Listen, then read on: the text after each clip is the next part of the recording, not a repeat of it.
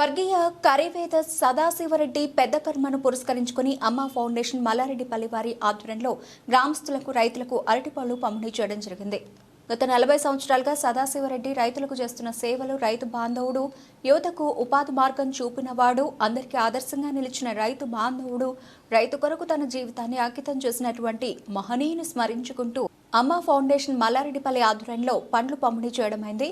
ఈ కార్యక్రమంలో అమ్మ ఫౌండేషన్ మల్లారెడ్డిపల్లి వ్యవస్థాపక అధ్యక్షులు గోనెల సమ్మన్న, ప్రధాన కార్యదర్శి ముద్దసాని శ్రీనివాస్, మల్లారెడ్డిపల్లి మాజీ సర్పంచ్ మేకల ఎల్లారెడ్డి, పల్లెర్ల కిరణ్, గోనెల పెద్దులు, ఎండి షాబుద్దీన్, గంధం ప్రశాంత్, గంధం సుమన్, దూలం సురేష్, గ్రామస్తులు, రైతులు పాల్గొన్నారు.